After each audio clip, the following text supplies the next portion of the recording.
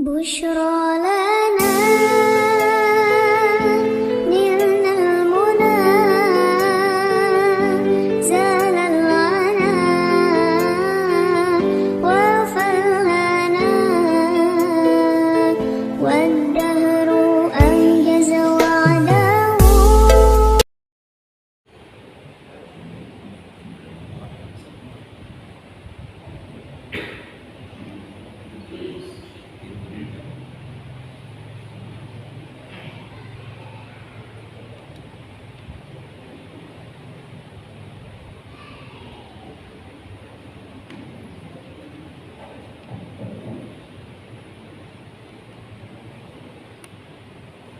أعوذ بالله من الشيطان الرجيم.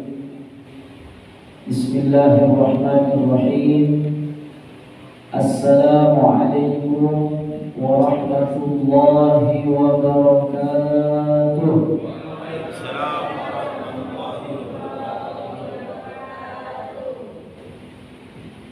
الحمد لله الذي أنعمنا بنعمة الإيمان والإسلام، والصلاة والسلام على سيدنا محمد خير الأنام وعلى آله وصحبه إلى آخر الأيام. رضينا بالله ربا وبالإسلام دينا وبسيدنا محمد صلى الله عليه وسلم نبيا ورسولا. رب اشرح لي صدري ويسر لي أمري واحلل عقدة من لساني يفقه قولي. قال الله تعالى في كتابه الكريم: أعوذ بالله من الشيطان الرجيم. من يهد الله فهو المهتدي ومن يضلل فأولئك هم الخاسرون. وقال: ولقد ضربنا لجهنم كثيرا من الجن والإنس لهم قلوب لا يفقهون بها ولهم أعين لا يبصرون بها ولهم آذان لا يسمعون بها إلى آخر الآية. اللهم أصلح أمة محمد صلى الله عليه وسلم وفرج عن أمة محمد صلى الله عليه وسلم وارحم أمة محمد صلى الله عليه وسلم وانشر واحفظ وأيد نهضة الوطن في العالمين بحق محمد صلى الله عليه وسلم. أما بعد, yang kita ta'zimi, kita muliakan segenap para alim ulama, para asatiz, wabil khusus imam kita akhina fillah Al-Ustaz Haji Ahmad Afif. Begitu juga yang sama-sama kita hormati segenap DKM, pengurus Masjid Al-Ikhlas, Perumahan Samila, Bapak Ibu hadirin hadirat jamaah salat subuh yang dimuliakan oleh Allah Subhanahu wa taala. Kita sama-sama bersyukur kepada Allah Subhanahu wa taala kembali di pagi yang mulia dan tempat yang insyaallah barakah ini. Allah Subhanahu wa taala masih memberikan nikmatnya kepada kita semua. Tentu kita sadari bersama bahwa kehadiran kita pada subuh yang mulia ini bukan karena kekuatan yang kita miliki.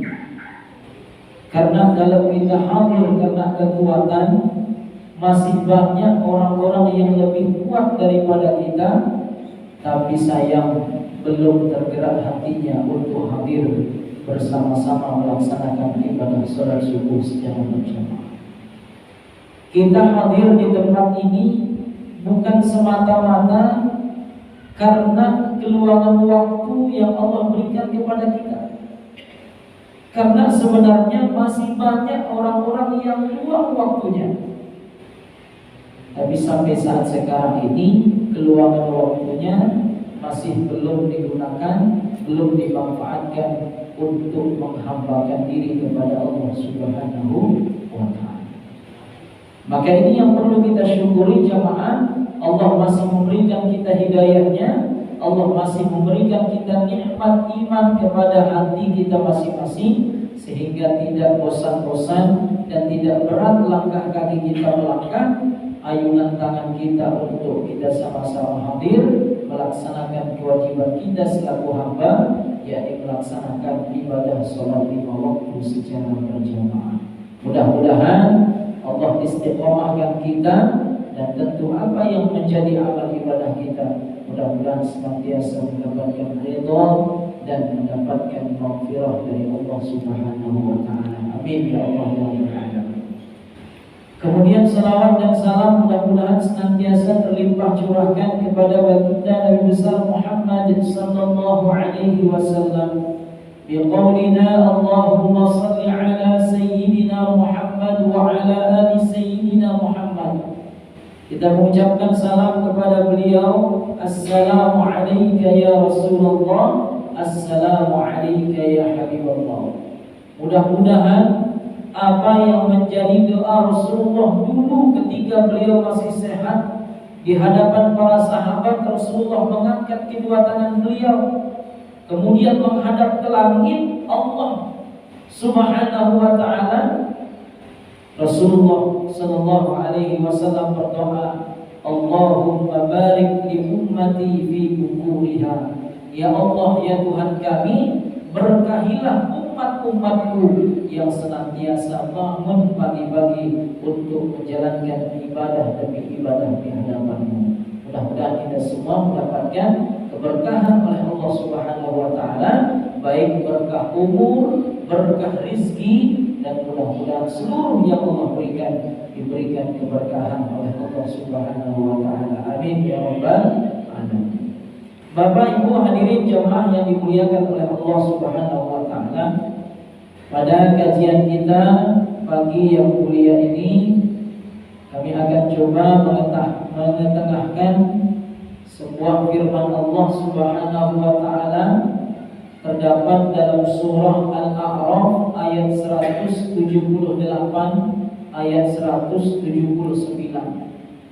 Mudah-mudahan ayat ini bisa kita jadikan sebagai bahan introspeksi diri kita, bahan renungan untuk diri kita.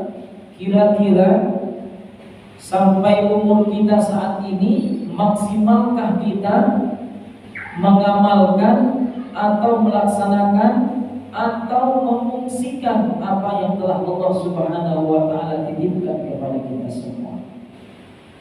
Dalam Al-Quran Allah Subhanahu wa ta'ala berfirman kaum muslimin.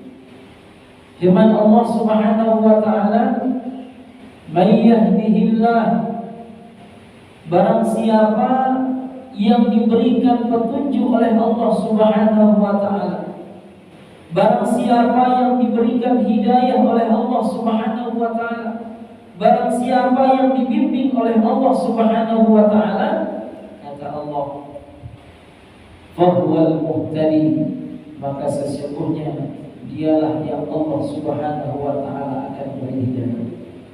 Siapa yang dikehendaki oleh Allah Subhanahu wa ta'ala, maka sungguh dia akan diberikan hidayah oleh Allah Subhanahu wa ta'ala. Kemudian kata Allah, wa may yudlil fa ulaika humul khasirun.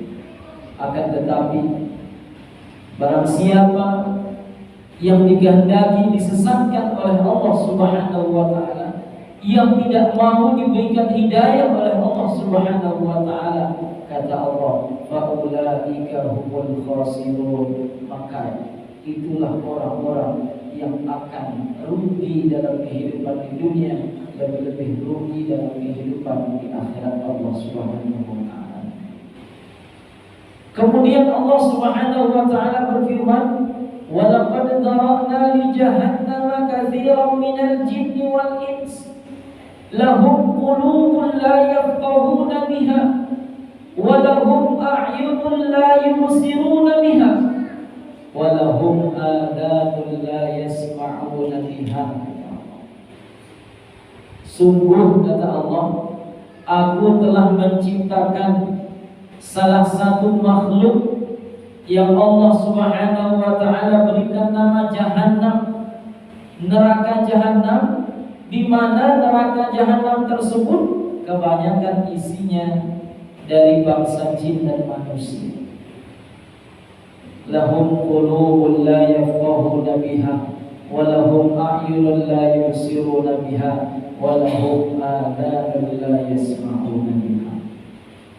Bapak Ibu hadirin jamaah salat subuh yang dimuliakan oleh Allah Subhanahu wa taala. Dua ayat ini Allah Subhanahu wa taala mengingatkan kepada kita semua.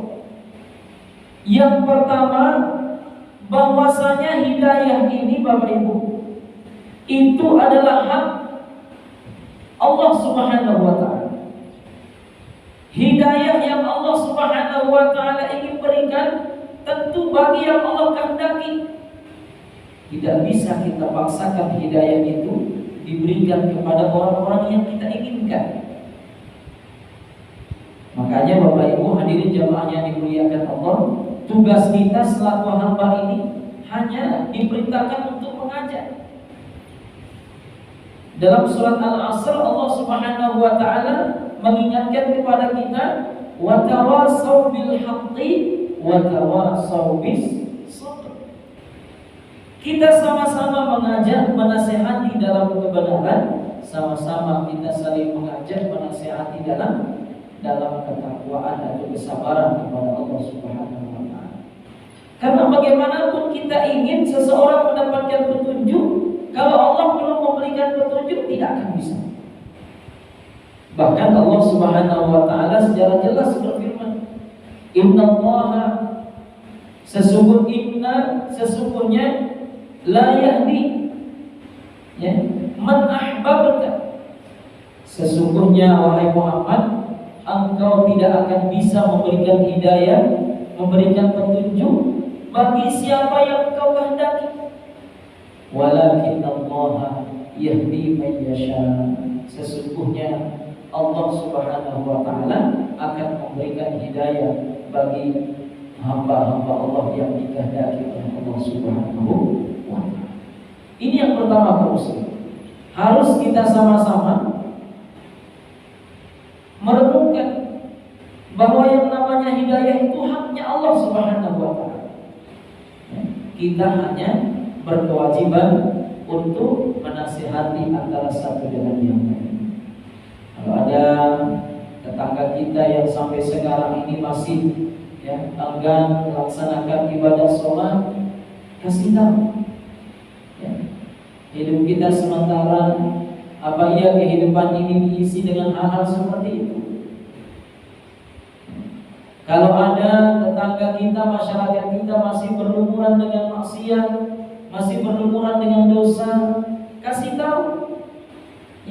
Itu bukti sayang kita. Tapi tentu semuanya hidayah itu milik Allah Subhanahu wa taala. Nah, ini yang pertama. Kemudian yang kedua, dalam ayat selanjutnya Allah Subhanahu wa taala berfirman, Allah Subhanahu wa taala menciptakan makhluk di mana makhluk Allah ini diberikan nama Jahannam, yaitu neraka Jahannam. Tentu Bapak Ibu sudah mendengar apa itu neraka Jahannam. Bapak Ibu sudah mendengar bagaimana neraka Jahannam. Bapak Ibu sudah memaklumi, Bapak Ibu sudah mendengar penjelasan dari para ustaz kita tentang bahaya neraka Jahannam. Dalam ayat ini Allah mengingatkan kepada kita bahwasanya neraka Jahannam itu katsirun minal jinni wal insi. Bahan bakarnya itu atau isinya itu lebih banyak daripada bangsa jin dan manusia. Nah, coba kita lihat Bapak Ibu, apakah kita termasuk manusia yang Allah maksud akan dipersiapkan untuk masuk ke dalam neraka jahanamnya Allah Subhanahu wa taala? Apakah kita termasuk orang-orang yang akan mendapatkan tempat yang sangat-sangat mengerikan, yakni neraka jahanamnya Allah Subhanahu wa taala? Ternyata kata Allah, ada 3 penyebab, ya. Allah Subhanahu wa taala masukkan manusia, Allah Subhanahu wa taala masukkan jin itu ke dalam siksaan Allah di neraka jahanamnya Allah Subhanahu wa taala. Tentu ini juga, ya, menjadi penyebab Allah Subhanahu wa taala mau ataupun tidaknya, berkehendak ataupun tidaknya, Allah itu memberikan hidayah kepada jin dan manusia tersebut. Kalau 3 hal ini tidak diperhatikan, kalau 3 hal ini tidak diaplikasikan, kalau 3 hal ini tidak dimaksimalkan, inilah yang akan menjadi penyebab Allah enggan memberikan hidayah. Inilah yang menjadi penyebab Allah Subhanahu wa taala tidak mau memberikan hidayahnya kepada makhluk tersebut, kepada hamba tersebut. Bahkan Allah menegaskan, kalau tidak diperhatikan 3 komponen ini, inilah yang akan menyebabkan Allah Subhanahu wa taala masukkan manusia tersebut ke dalam siksaannya, yakni neraka jahanamnya Allah Subhanahu wa taala. Apa yang pertama Bapak Ibu hadirin jemaah yang dimuliakan Allah? Yang pertama kata Allah, lahum qulubun la yafqahuna biha. Penyebab Allah tidak mau memberikan hidayah kepada hambanya, Allah telah memberikan hati, akan tetapi sayang kata Allah, hati ini tidak dimaksimalkan untuk menghayati apa yang menjadi firman-firman Allah Subhanahu wa taala. Allah Subhanahu wa taala menitipkan qulub, hati, tapi sayang hati ini jarang dimaksimalkan untuk memahami apa yang menjadi kandungan ayat-ayat sucinya Allah Subhanahu wa taala. Bapak Ibu hadirin jamaah yang dimuliakan Allah Subhanahu wa taala, ketika kita berbicara tentang hati, pentingnya hati untuk kita jaga, pentingnya hati ini untuk betul-betul kita kontrol, ya. Karena di dalam jasad kita ini, tangan kita, mata kita, kaki kita, itu semuanya yang menggerakkan adalah hati. Karena hati ini yang menggerakkan seluruh anggota badan kita, ya. Makanya Rasulullah SAW dalam hadis sahih terdapat dalam kitab Arba'in An-Nawawi, Rasulullah SAW bersabda, ala inna fil jasadi mudghah. Ketahuilah wahai umatku, sesungguhnya di dalam jasad kita masing-masing ini ada segumpal daging, ya. Jadi ada segumpal daging di dalam jiwa kita masing-masing. Kata Rasul, idza saluhat saluhal jasadu kullu. Kalau segumpal daging ini baik, kalau segumpal daging ini salah, saluhal jasadu kullu, maka insyaallah baik juga seluruh jasad, bahkan seluruh amal perbuatan hamba tersebut. Wa idza fasada, akan tetapi kata beliau, kalau segumpal daging ini tidak baik, kalau segumpal daging ini busuk, kalau segumpal daging ini buruk, kata beliau, fafasadatil jasadu kullu, maka ketahuilah jasad ini akan menjadi tidak baik. Bahkan apa yang keluar, amalan-amalan melalui jasad ini pun juga akan menjadi tidak baik. Apa dia segumpal daging itu Bapak Ibu? Ala wahiyal qalbu. Itulah dia yang dinamakan dengan hati. Makanya Bapak Ibu hadirin jemaah yang dimuliakan, ini yang menjadi penyebab manusia ini tidak mau diberikan hidayah. Karena kebanyakan hati ini jarang dimanfaatkan untuk menghayati ayat-ayat Allah Subhanahu wa Ta'ala. Ya. Jadi hati ini mari Bapak kita gunakan untuk betul-betul memahami apa yang menjadi firman-firman Allah Subhanahu wa Ta'ala. Ya. Kalau kita lihat apa yang kita cari semuanya sudah ada di dalam Al-Quran. Yang halal sudah nyata, yang haram pun juga sudah Allah jelaskan. Ya. Yang sahih Allah sudah jelaskan, yang batil pun juga Allah sudah nyatakan. Maka tergantung kita sekarang, apakah kita betul-betul mau memperhatikan itu atau tidak. Ya. Apalagi hati ini, Masya Allah. Ya. Kata ulama, dibandingkan penyakit hati dengan penyakit jasmani, itu lebih parah penyakit hati daripada penyakit jasmani. Karena kalau penyakit jasmani masih enak, ya, sakit gigi misalnya, tinggal datang ke dokter gigi, cabut, selesai masalah. Ya. Atau sakit luka misalnya, atau meriang dan lain sebagainya, tinggal datang ke dokter, dicek, dikasih obat, insya Allah sembuh. Tapi kalau penyakit hati, kalau tidak betul-betul kita perhatikan, inilah yang menjadi penyebab, ya, jiwa kita pun juga akan menjadi sakit.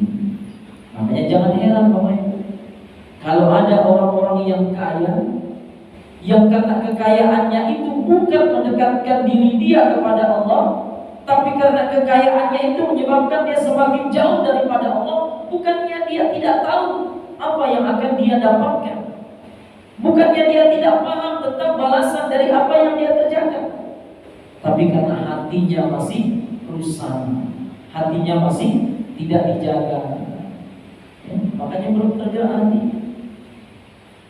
Atau orang-orang yang Allah Subhanahu wa Ta'ala berikan titipan berupa, ya, pangkat jabatan, bukan dengan jabatan itu dipergunakan untuk membantu agamanya Allah, tapi terkadang jabatan itu digunakan untuk memanipulasi, untuk mendapatkan kekayaan yang sebanyak-banyaknya. Bukan dia tidak tahu apa yang akibat yang akan diberikan oleh Allah, tapi karena hatinya masih sakit. Ya. Jadi ini yang pertama Bapak Ibu hadirin jemaah yang dimuliakan Allah. Kata Allah di dalam Al-Quran, yang menyebabkan Allah tidak mau memberikan hidayah kepada hamba, bahkan Allah akan masukkan dia ke dalam siksa api neraka jahanam. Lahum qulubun la yafqahuna biha. Allah telah menitipkan hati kepada jiwanya, akan tetapi hati ini tidak dimaksimalkan untuk menghayati firman-firman Allah Subhanahu wa Ta'ala. Ya, kita bersyukur Bapak Ibu, di masjid kita ini alhamdulillah kajian subuh hari Ahad terus, ya. Bahkan hari-hari yang lain juga alhamdulillah, ya. Karena sering kami lihat postingan Abang Dan, ya, di YouTube, ya, di YouTube apa Al-Ikhlas Channel, ya. Jadi ada kajian fikih, ya. Setiap Ahad berganti-gantian para ustaz kita menjelaskan tentang ayat-ayat Al-Quran, menjelaskan tentang hadis-hadis Rasulullah. Kaum ulama itu harus kita manfaatkan. Supaya apa? Supaya hati kita ini semakin hari semakin membaik. Karena hati kalau sudah sakit, Masya Allah, susah untuk disembuhkan. Dan salah satu dari 5 cara kita menyembuhkan hati adalah wa mujalasatus shalihin al-fudhala. Kata ulama, kalau hati kita ini sakit, maka perbanyak kita duduk-duduk untuk mendengarkan tausiah-tausiah agama. Insya Allah hati kita ini akan kembali, ya, menjadi baik. Makanya Bapak Ibu, kalau ada yang sakit hati, ada doa, ya, ada doa yang dirangkum dalam sebuah sholawat. Dan insya Allah ibu-ibu dan bapak-bapak juga sudah hafal sholawat ini, ya. Ada sholawat namanya sholawat tibbil qulub. Tib itu artinya adalah penyembuh. Yang qulub artinya hati. Jadi kalau ada Bapak Ibu yang sakit hatinya, ya, kira-kira Ibu ada yang masih sakit hatinya, Bu? Ya, ada tetangga, ya, itu ya kayaknya hatinya sakit. Ya. Kenapa sakit hatinya? Karena terkadang ada tetangga kita, ya, kita beli kulkas, ya, kulkasnya belum kita colok, tetangga pula yang sudah yang sudah menjadi batu, ya, hatinya sudah keras seperti batu, ya. Tetangga beli AC-nya belum dihidupin, belum dipasang, dia pula di rumah udah menggigil kedinginan. Ada nggak seperti itu Bapak Ibu? Ya, itu bukan jasadnya yang sakit, tapi hatinya yang sakit. Kalau ada Bapak Ibu yang seperti itu, amalkan sholawat tibil qulub. Apa Bapak Ibu? Ya, apa sholawat tibil qulub? Allahumma sholli ala sayyidina Muhammadin tibil qulubi wa dawaiha wa afiyatin abadani wa shifaiha wa nuril absari wa diyaiha wa ala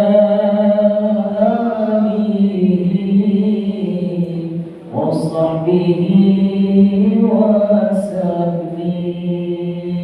Sekali lagi Bapak Ibu. Allahumma salli ala sayyidina Muhammadin tibbil qulubi wa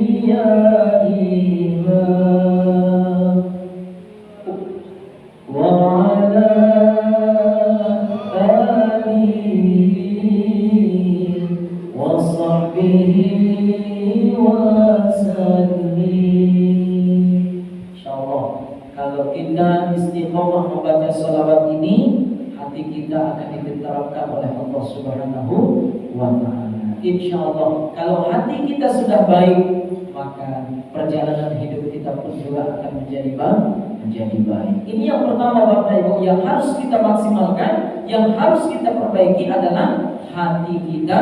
Mari kita maksimalkan untuk menghayati firman-firman Allah Subhanahu wa ta'ala.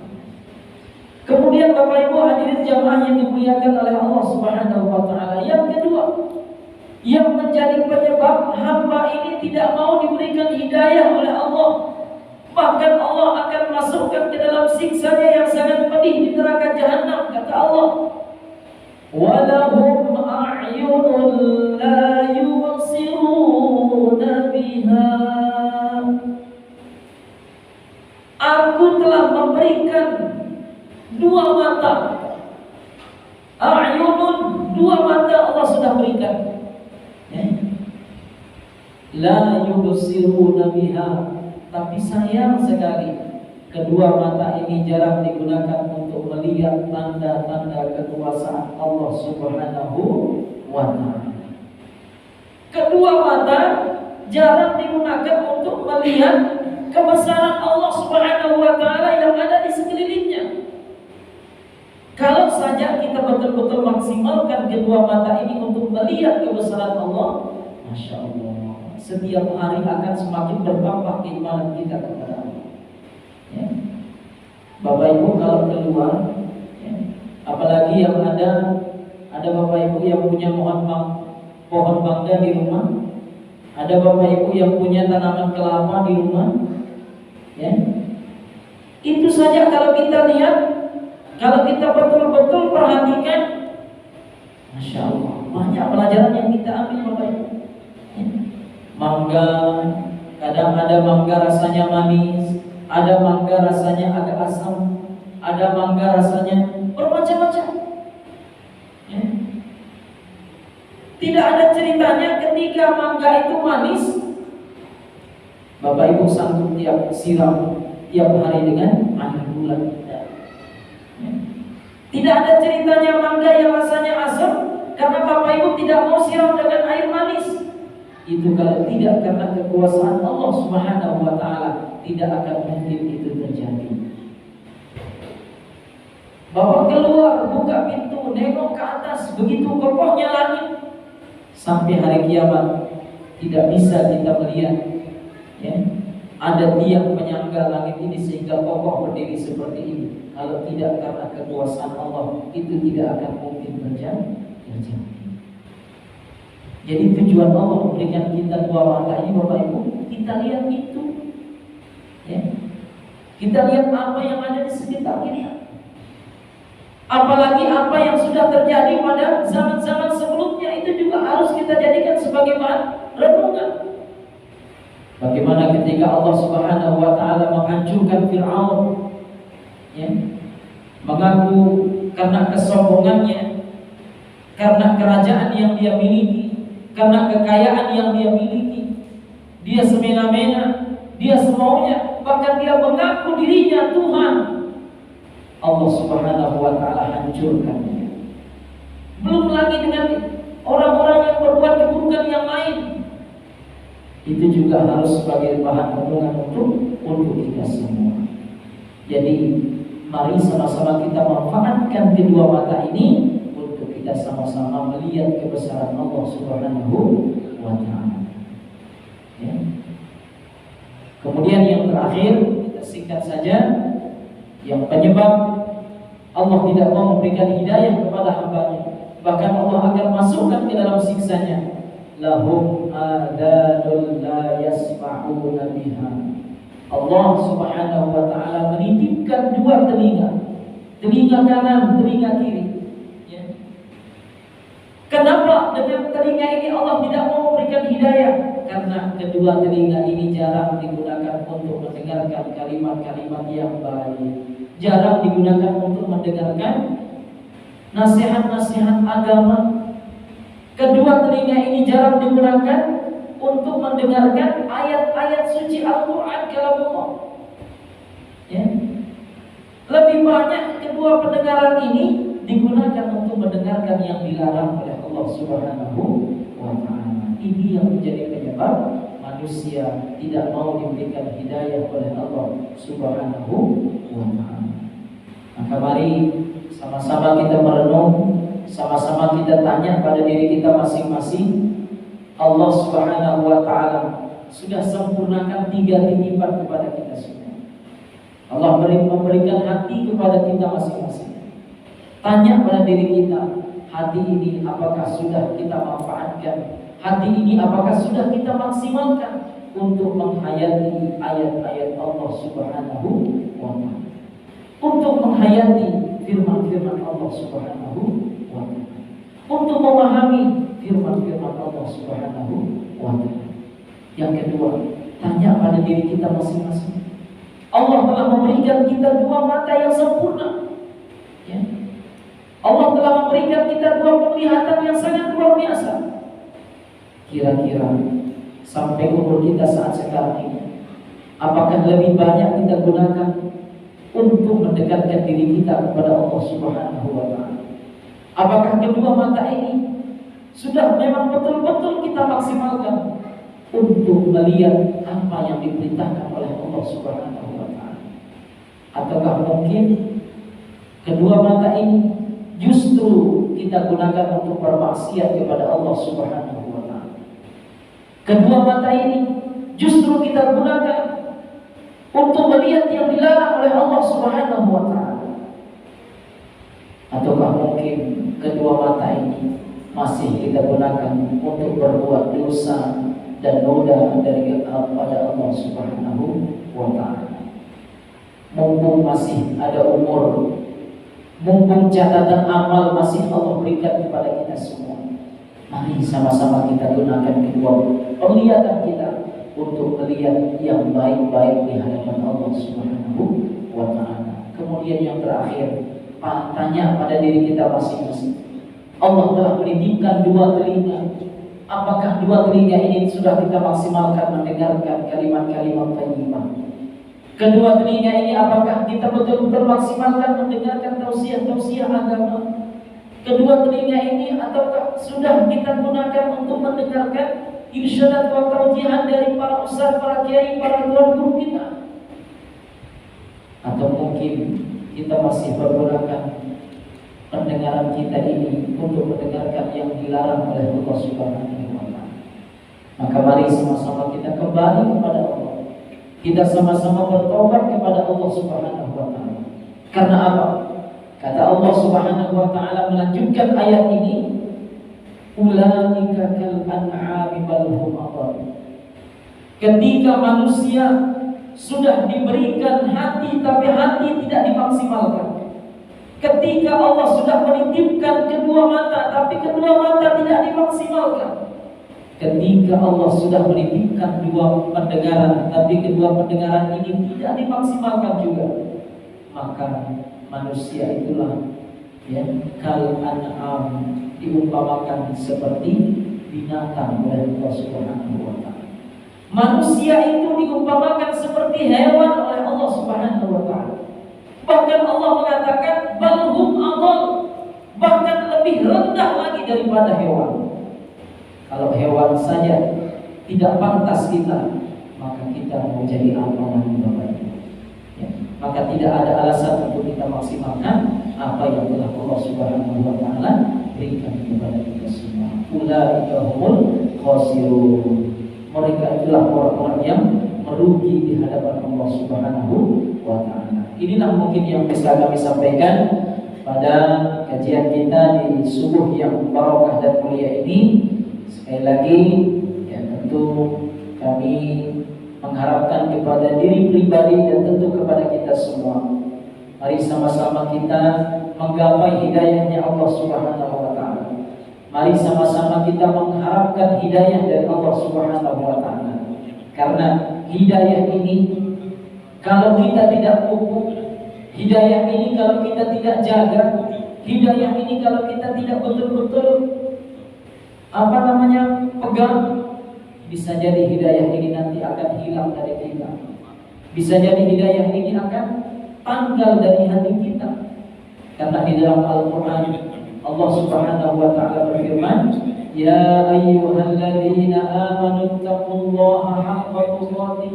Wahai orang-orang yang beriman, kata Allah, bertakwalah kalian kepada Allah dengan sebenar-benarnya takwa. Wala tamutunna illa wa antum muslimun. Jangan sekali-kali engkau meninggal, jangan sekali-kali engkau keluar dari dunia ini kecuali engkau meninggal dalam keadaan memeluk agama Islam. Artinya kalau kita tidak jaga keislaman kita, kalau kita tidak jaga iman kita, bisa jadi iman kita ini akan meninggalkan kita.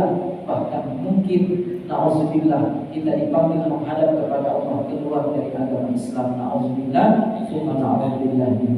Mungkin ada ini yang dapat kami sampaikan. Terima kasih atas segala perhatian. Ada pertanyaan Bapak Ibu? Tidak ada ya? Tidak ada, karena mudah-mudahan semua sudah jelas. Dan biasanya nanti pas ngopi baru bisa nanya pertanyaannya. Ya Bapak, mari sama-sama kita tutup dan sama-sama berdoa, bermunajat kepada Allah Subhanahu wa taala. Mudah-mudahan Allah istiqomahkan kita dengan hidayahnya, Allah pandang kita dengan rahmatnya, Allah ijabah doa-doa kita, keluarga kita menjadi keluarga yang sakinah, mawaddah warahmah, anak kita menjadi anak-anak yang soleh dan solehah. Hafizah, amin ya Allah ya rabbal alamin. A'udzu billahi minasyaitonir rajim. Bismillahirrahmanirrahim. Alhamdulillahi rabbil alamin wassalatu wassalamu ala asyrafil anbiya'i wal mursalin sayyidina Muhammadin wa ala alihi wa sahbihi ajma'in. Allahumma ij'al jam'ana hadza jam'an mubarakan marhuman wa tafarraqana min ba'di hadza tafarraqan mubarakan hasanan ma'suma. اللهم لا تدع فينا ولا منا ولا بعد سقيا أو محروما.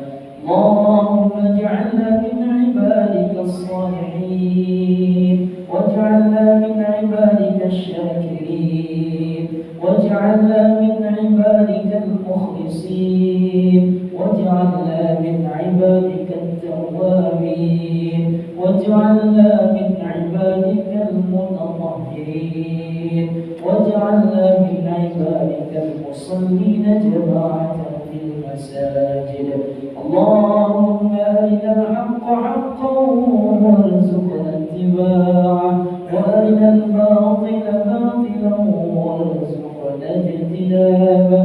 اللهم أغننا بالعلم وزينا بالحلم وأكرمنا بالتقوى وجملنا بالعافية والصحة والسلامة وحققنا بالتقوى والاستقامة وأعزنا من موجبات الندامة إنك على كل شيء قدير.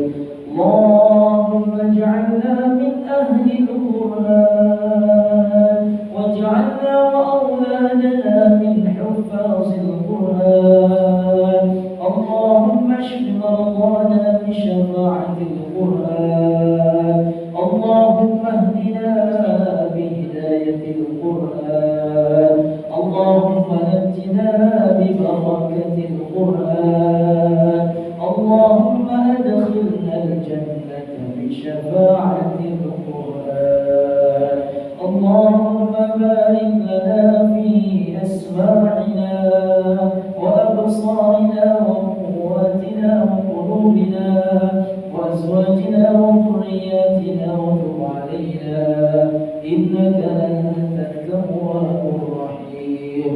اللهم بارك لنا في رجب وشعبان. بلغنا رمضان بلغنا رمضان بلغنا في صحة وعافية في شهر رمضان. اللهم اغفر لنا ذنوبنا ولوالدينا وارحمهم كما ربونا صغارا. ربنا آتنا في الدنيا حسنة وفي الآخرة حسنة وقنا عذاب النار. وصلى الله على سيدنا محمد النبي الأمي وعلى آله وصحبه وبارك وسلم بفضلك سبحان ربك رب العزة عما يصفون وسلام على المرسلين والحمد لله رب العالمين.